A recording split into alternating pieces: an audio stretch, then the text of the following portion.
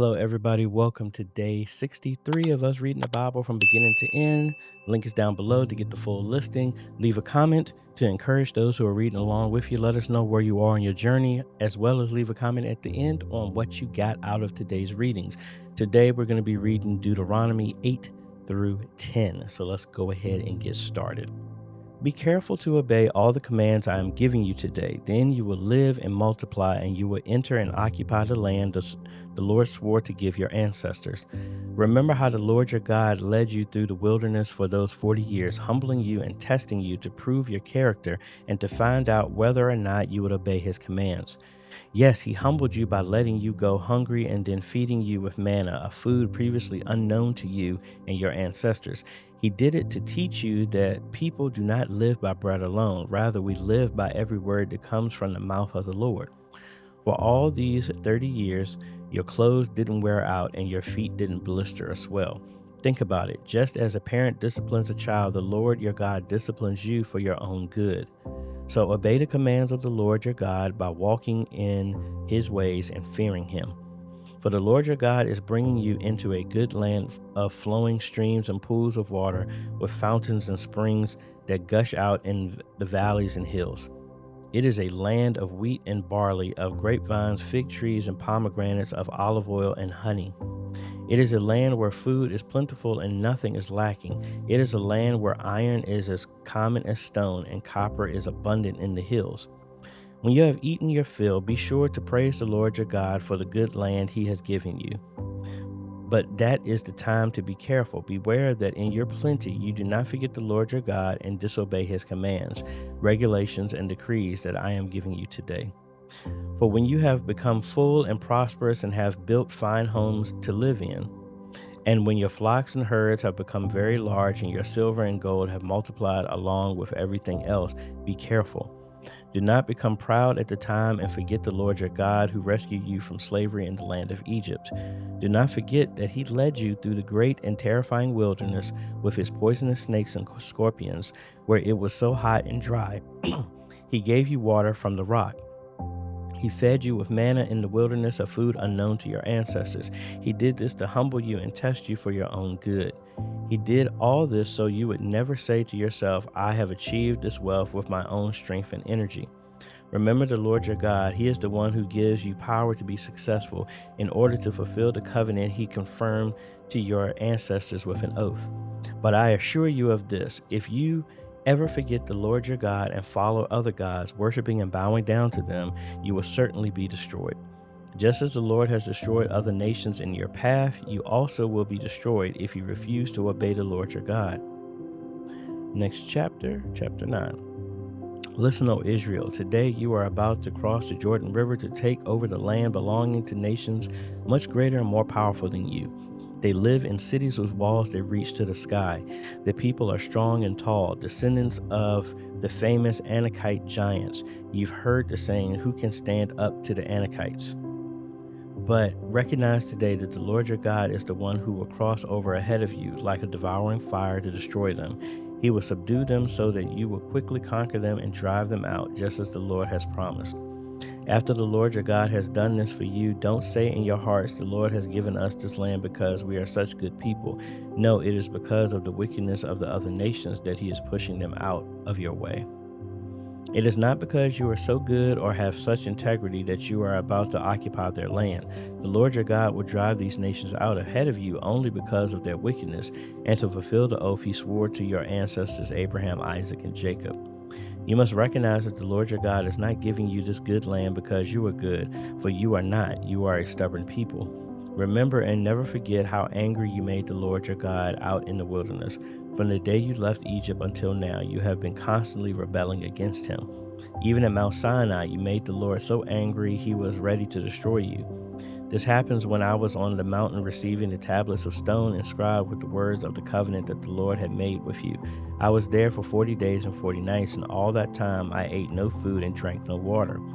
The Lord gave me the 2 tablets on which God had written with his own finger all the words he had spoken to you from the heart of the fire when you were assembled at the mountain. At the end of the 40 days and nights, the Lord handed me the 2 stone tablets inscribed with the words of the covenant. Then the Lord said to me, Get up, go down immediately, for the people you brought out of Egypt have corrupted themselves. How quickly they have turned away from the way I commanded them to live. They have melted gold and made an idol for themselves. The Lord also said to me, I have seen how stubborn and rebellious these people are.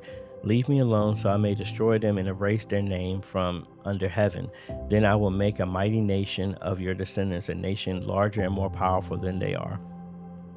So while the mountain was blazing with fire, I turned and came down, holding in my hands the 2 stone tablets inscribed with the terms of the covenant. There below me, I could see that you had sinned against the Lord your God. You had melted gold and made a calf idol for yourselves. How quickly you had turned away from the path the Lord had commanded you to follow.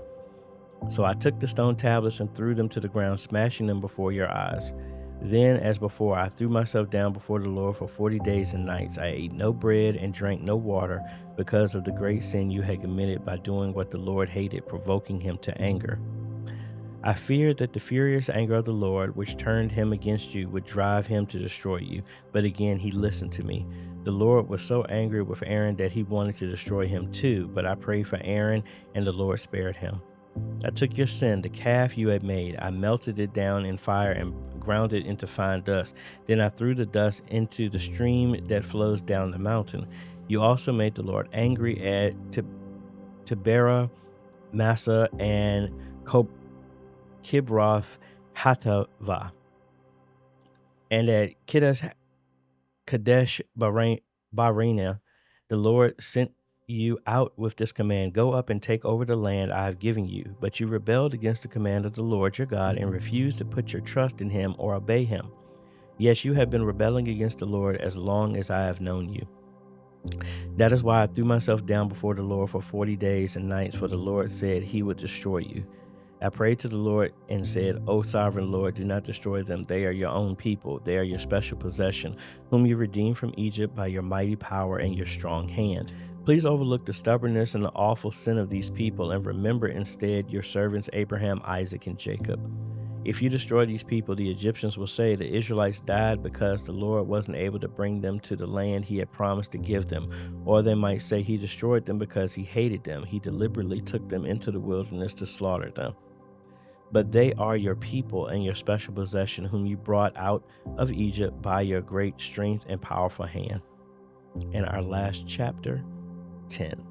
At that time, the Lord said to me, Chisel out 2 stone tablets like the first ones. Also make a wooden ark, a sacred chest to store them in. Come up to me on the mountain, and I will write on the tablets the same words that were on the ones you smashed. Then place the tablets in the ark. So I made an ark of acacia wood and cut 2 stone tablets like the first 2. Then I went up the mountain with the tablets in my hand. Once again, the Lord wrote the 10 commandments on the tablets and gave them to me. They were the same words the Lord had spoken to you from the heart of the fire on the day you were assembled at the foot of the mountain. Then I turned and came down the mountain and placed the tablets in the ark of the covenant which I had made, just as the Lord commanded me, and the tablets are still there in the ark.